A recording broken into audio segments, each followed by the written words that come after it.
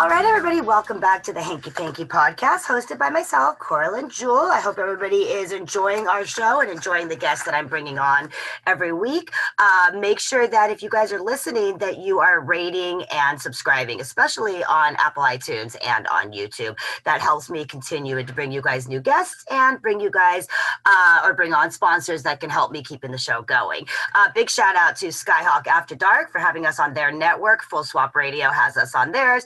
And we're on Spotify, Apple iTunes, iHeartRadio, and really anywhere that you guys can download your podcasts. And then again, remember that if you go to my website, Hankie Pankie Podcast, HANKIEPANKIE podcast.com, and you click on the right, you click on sponsors, you're able to access all of the different sponsors that we have on the show. You get discounts. You've used the discount word Hankie, HANKIE. You guys also get free memberships to different lifestyle swinger sites. And you will also be able to access my guest today, who is absolutely amazing. And she runs a nonprofit organization. And when you guys hear her and you see her and you learn about her mission and what she's doing, if you go to my sponsors and you click that, anything helps keeping her mission going. And so we're bringing her on today. I'd like to give a warm welcome to Leya. Welcome and thank you for joining the show. How are you today, darling? Doing good. Thank you very much for having me on the show. It's a pleasure. It's a good pleasure to have you. So you guys, Leya and I are on different times. For me, it's 9 a.m. California time. I had to get up at 7:30. I'm not a morning person. I did that for years as a competitive figure skater. And it is evening for you. She gets to almost have wine in Spain. It's not fair. It is close to wine time. Not fair. Well, I can have a mimosa if I want to. I don't think my trainer will be very happy if I show up drunk to training after our interview, though. See, I'm halfway. I'm dressed in my workout clothes. We're halfway there. Just threw on a necklace for fun. All right, we are going to get started. So first of all, let's talk a little bit about you and your background. And then I want to talk about your organization, what you're doing, why you started it, and how my listeners can help support you, because I think it's an amazing, amazing thing that you're doing. So again, welcome to the show. So let's talk about, you have an English accent, but you live in Spain. So where are you originally from? I'm originally from Newcastle, which is the very north of England, almost touching Scotland on the east coast. And I moved to Ibiza nearly 6 years ago. And before that, I was in the Algarve in Portugal. I ran away from the cold weather. It's too much. I've heard. Yeah. Is it? I mean, okay. So I used to live in Sweden, for 4 years, and I lived in Germany, and so I've traveled a lot. But I was talking to somebody the other day. Is it really, really true that England is always overcast? Like, is that true? No. I'm going in my head, going, I don't remember every single day. I mean, it feels like it. But no. It's not as bad. What was it like living in Ibiza? I love it here. I love the community. Oh, you're still there? Yeah. Oh, do you have an extra bedroom for me? I'm coming.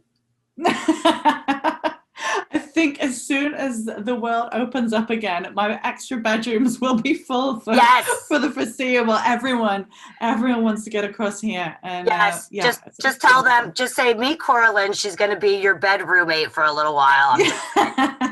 Oh my gosh, I want to go there so bad. Okay, so from near Scotland, Northern England, and then you grew up, what did your parents do for work? Were they? Oh, my mother ran homes for the mentally and physically disabled. So short breaks homes, or before that, it was kind of long-term live-in accommodation for people who are severely mentally and physically disabled. Okay. So now that kind of shows us where your brain went with your project and your organization. You watched your mom do good for others, right? Yeah, possibly. Maybe I hadn't thought of it that way, but yeah. And my dad is a project manager, but very, very big projects for the government. Okay. And then any siblings growing up? Brothers or sisters? Uh-oh. Let's try that again. We lost you for a second. Yeah, my mom and dad had me, and then they separated. Okay. My mom and dad had me, And then they separated, and my dad has 2 boys and my mum has 1 boy. So I have 3 younger brothers. I'm the big sister. Oh, goodness. I have a brother and a sister. I can't imagine more boys. Although I have boys for kids, and I'm glad I don't have girls, because then I don't have to deal with, like, the boyfriends. Okay, so you grew up there. When did you get involved in the industry, and how did you get involved in the adult industry? So I got involved in the BDSM community when I was about 15, 16. Oh, wow. And I started working after school. I mean, not involved in the sex part, just dressing up and hanging out with people, and they really kept me away from everything else. So it was just, I was always a bit of a misfit at school. So it was really nice to have this community of people who were just as odd as I was, and it didn't matter how weird you were and what you were into. You could just sit and talk, and everyone was lovely. And that's the side of the community that I was privy to until I was about 17, 18. Okay. Did your parents know at that time, or did your mom know at that time that you were hanging out with those people, and was she okay with it? Yeah. Cool. I used to, after school and on Saturdays, I would help out at my friend's shop where they sold sex toys and fetish clothing. Wow. And my mum would pick me up from there after school. Oh, mom, I like it. Okay. And she's such a mummy. She's not into, she's not like this out there crazy mom. No, she's just a little, but she knows that that's where I felt comfortable, and that I was being looked after, and that there were good people. So that's awesome. And also if she said no, I'd fucking do it anyway. That's good though. That's good that she supported you and let you do that, and didn't, reprimand you at the age of 15, 16 for doing that. So when did you start dancing, and where did you start dancing? I started dancing when I was 18 in Newcastle. Okay. And then I came across and did some seasons in Ibiza, so I was dancing in Ibiza as well. I did that for a couple of years. I found it very, very bitchy. It was possibly just the club that I was in, or the people that I was around, but I don't know. But at the time it was heavy, and I was there to have fun and smile and make money and giggle. But it was tough. I also started as a dancer. I started, actually, my whole story is crazy. I started as selling my underwear online, which is a whole other story. But when I danced, I did notice that it's a very cutthroat. We were told don't approach a customer until they had sat down and had a drink. And I would just watch girl after girl approach, thinking, why are they not being reprimanded for that? When you started dancing first in UK, was it topless only, or was it a full nude club right away at the age of 18? Topless. Okay, and because they served alcohol, is that how it was? You can serve alcohol anywhere in the UK. See, you're like California. Yeah, so California, if their alcohol is served, it's topless only. And then you can be naked, you can be topless, whatever, there's alcohol. Okay, and what were their rules with lap dancing? Could you touch them or not touch them? No, there was no contact. Okay, so same with us. The first club in that I danced at was topless, and there was no contact. When I came to Ibiza, it was fully nude, but no contact. And then when I went back to the UK and danced at a club in a smaller town just south of Newcastle, it was fully nude, and you could touch them as the dancer, but they couldn't touch you. Okay. So how do you make the transition now from a dancer to now starting to work in the adult industry as a performer? There was a huge gap in between where I stopped dancing because I thought the guy I was dating would want me to. Turns out he was only dating me because I was a dancer, I think. But then shortly after, I met the guy that I ended up marrying, and then went on to run a chain of fashion stores and run their websites and everything else, do the buying. Then the recession hit. So I decided to get out of that because we just weren't making the same kind of money, and it looked like the business wasn't going to last too long. So I decided to open my own boutique that sold really heavy, hardcore BDSM equipment. Oh, okay. Do you still have that? No, I ended up having to sell that when I left the UK because I couldn't get people's deliveries to them on time. I couldn't have enough control over the company. Makes sense. Okay. And but it was from. Oh, go ahead, please.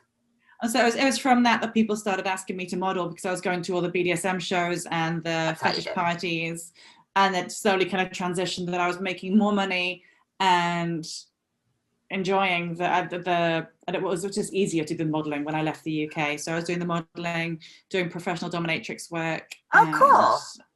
And then doing videos. Yeah. Okay. And are you still married now or no? Oh God, no. Oh, okay. And any kids or no kids? No, I have four dogs. You're such a right. You got your fur babies.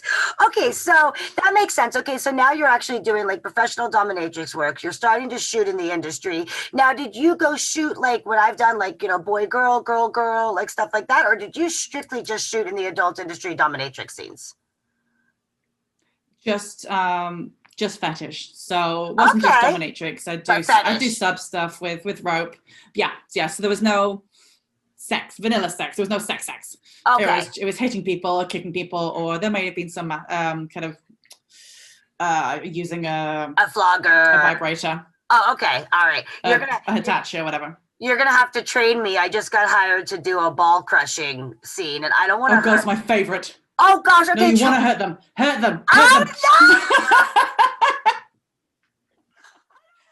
can't. See, I tell people all the time, and people that watch my, that have seen my stuff or listen to me, I'm actually a really, really nice person until you piss me off. Okay, I'm only 5 feet, so like I'm a little firecracker.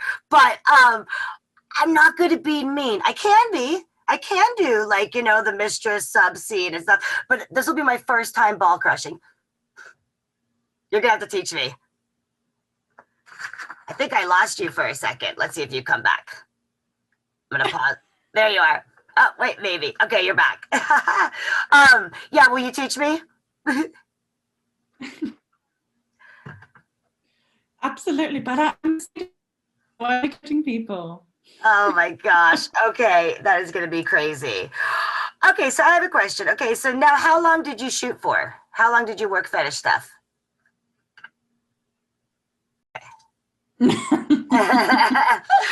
right, you guys, just so you know, we're back. We're having, because you see, she's in beautiful Ibiza. I guess I can't really bitch. I'm in beautiful California, but if I could trade, I'd be with you. Okay, hold on. I'm having my lesson on ball busting. Okay, so do I stand like on him with my high heels? Okay, we're doing a quick lesson on ball busting. You ready for this? Let's roll, Leia. What the hell do I do? So you're doing ball crushing or ball busting? Shit. Because ball busting, you just kick it and punch it. And ball crushing, I actually like stand on them? You can don't use your heel. The heel of your stiletto should only be for photographs. Okay. You use the ball of your foot and put pressure, or you can crush in your hands. While he's laying down, or like sitting in a chair, maybe? However he wants to do it. But you can.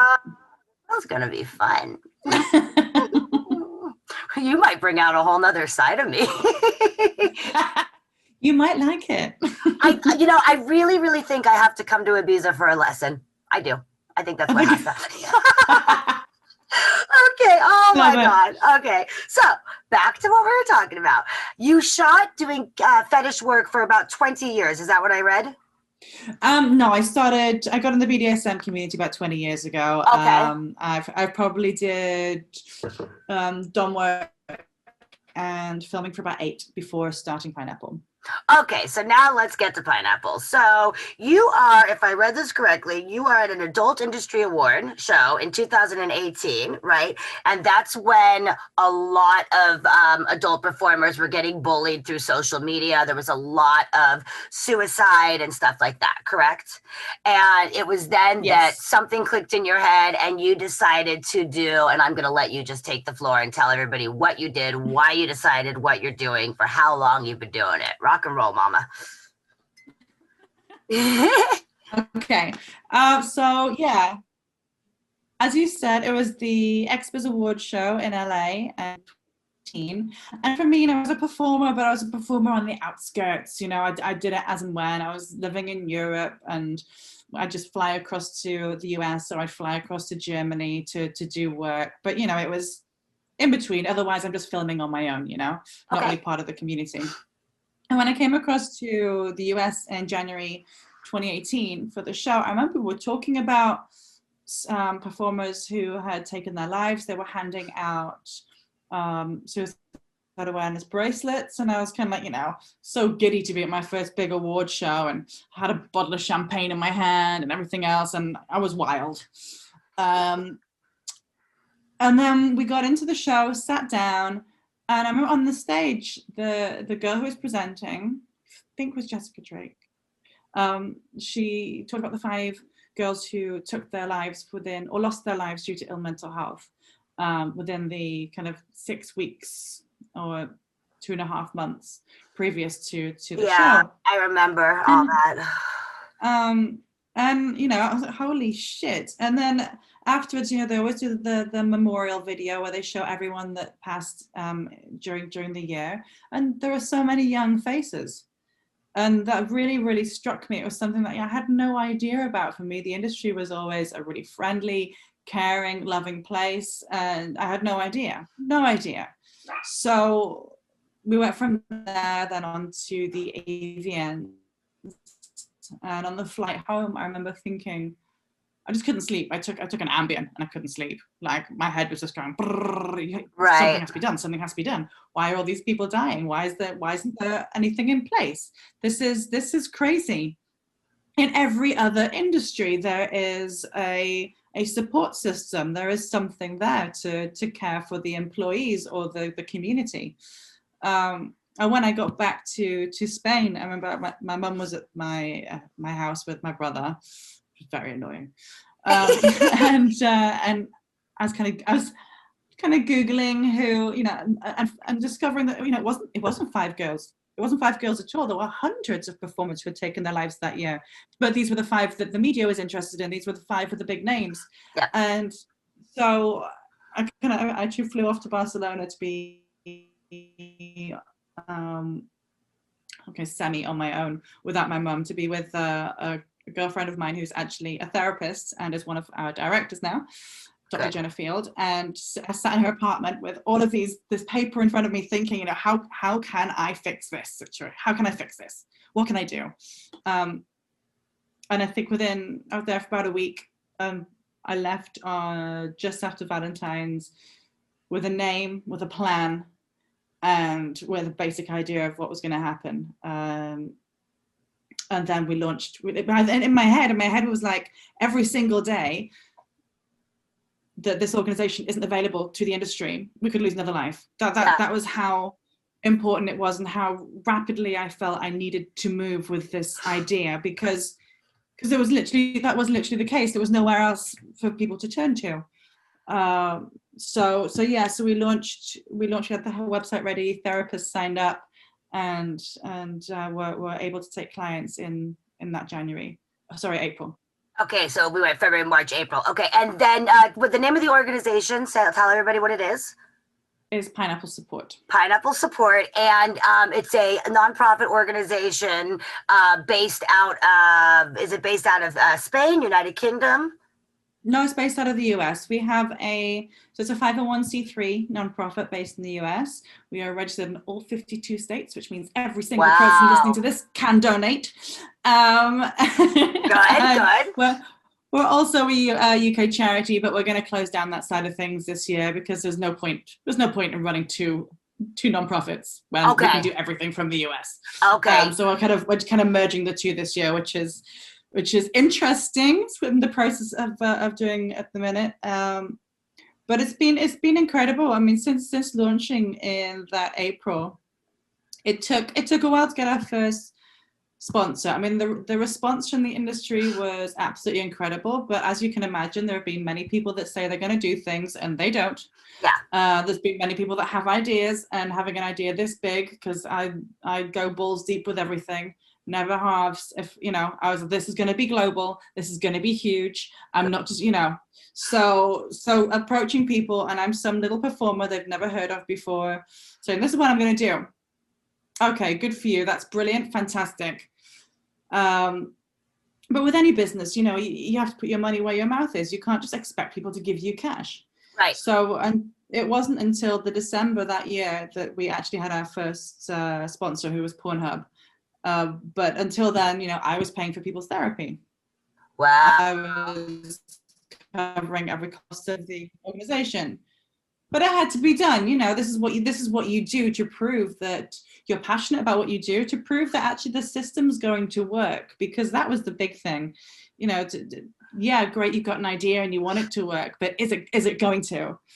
And from that December, once we had Pornhub backing us, it kind of really did just flow and grow very, very organically. And I'm so grateful that it did, because if you look at the year that we, I think. Say that again. I know the people reaching out for support has tripled. Okay, so I lost you there for a second. So 2018 was the idea. You launched it soon afterwards. We're in 2021 right now. The website is pineapplesupport.org or pineapplesupport.com, or neither. Either, actually. Okay, good. Okay. All right. And I've visited the website. You guys have to go take a look at the website. Plus, if you go to my podcast page, the Hankie Pankie podcast, you can click right there and it'll take you over in the sponsors. Okay. How many sponsors do we have on board now is my first question. 43, I think. You're amazing, Mama. You're awesome. It's awesome. And would you say how many times are you contacted by an adult performer? Let's just go on an average. On a month, would you say 25 performers reach out to you guys asking for assistance, or where are we at?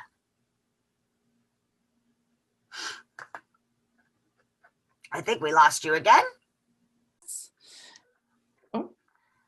Okay, sorry. January, 165 therapy requests. Yeah. Wow. And I think over 100 people using our emotional support service. We also had an emotion regulation support group, which had 19 attendees, and numerous webinars and workshops run through the XBiz,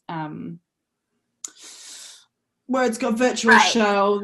Okay. So a lot. Okay, good. So when they go to your website, you guys are offering now, especially with COVID and stuff, there's online, I'm assuming, webinars, like you said. So, and this works with anybody in the adult industry that's having issues with bullying. Let's kind of go over, like, if my listeners are listening and they're going, I didn't even know this was a possibility for me to reach out for help. Tell me what you guys are working with. We work with everything. This is anything you would come to a therapist for, anything to come to a support group for.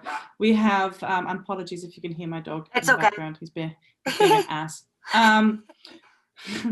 So yes, the majority of people coming to us for support are suffering with the same things that everyone else suffers with: bullying, anxiety, relationship issues, trauma. It's the same shit everyone suffers with, but people in the adult industry struggles to find a therapist who doesn't treat them for their career.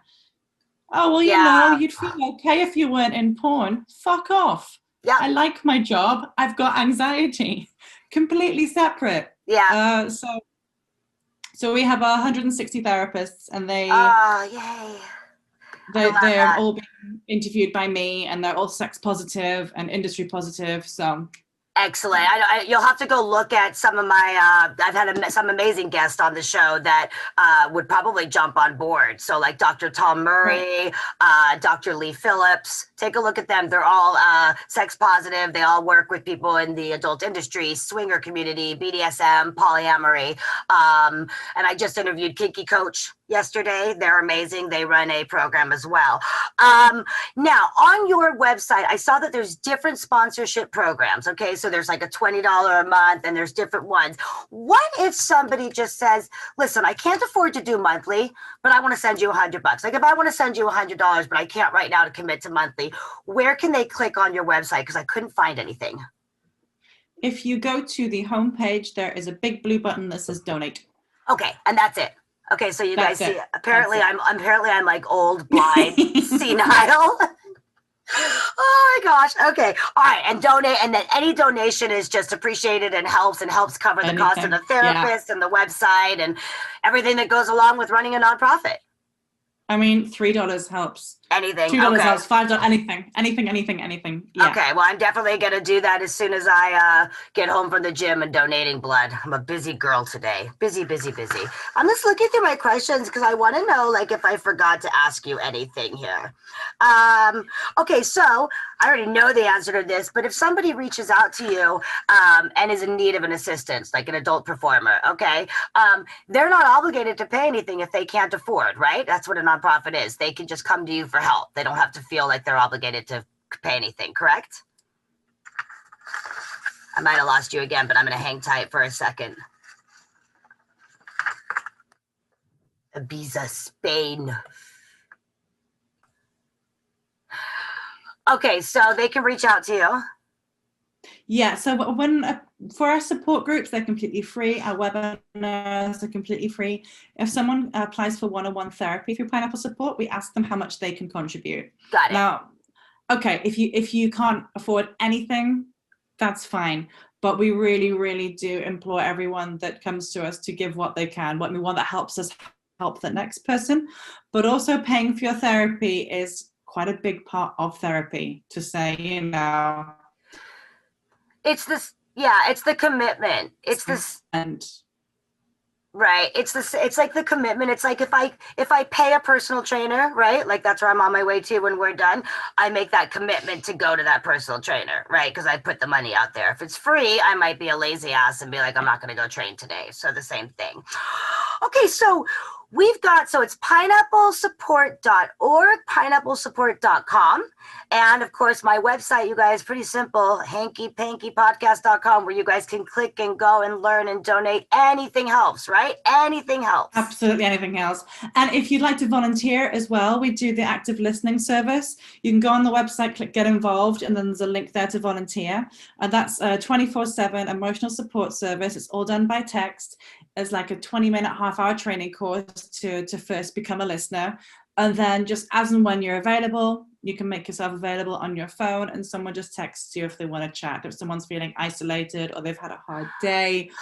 And it's a great way to get involved.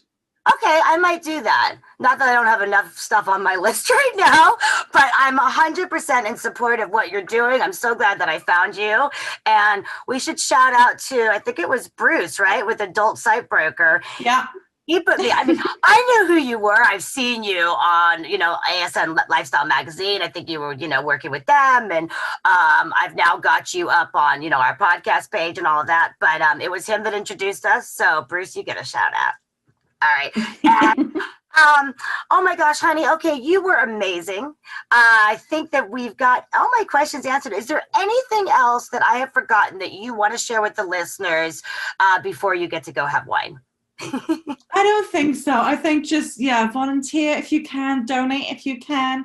Just know about the services. If you see a performer that's struggling, if you're following anyone on social media and you see that they're putting a shout out, tag us in there. Just the Twitter and the Instagram at PineappleYSW, which stands for your safe word. Okay. Well, we lost you again. I'm going to do that again. It's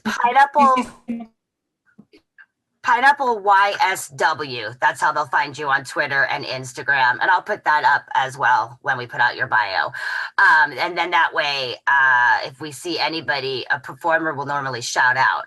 If something is bothering them, it's kind of a shout for help. Correct? Yes. There you are. You're back. All right. Leya, thank you so much for being with me. I know you guys. This is what happens when you live on an island. Exactly. You guys, thank you for dealing with our in and outs a little bit on the sound. But you see, California, we all live on our computers and internet and cell phones, and they're in the islands, jealous. Wine in hand. We live on the beach. Beach, sand, and fun. And I'm going because I have to go learn how to ball bust and ball crush. Thank you so much, honey, for being on the show. I really appreciate it. And we will definitely get the word out for you as much as we can. And thank you guys for listening to the Hankie Pankie podcast. Till next time, make sure that you guys rate, subscribe, follow, rate, subscribe, follow. I keep saying it. You're not doing it, but I keep saying it. All right, you guys, thanks for listening. Till next time, and thank you again, darling.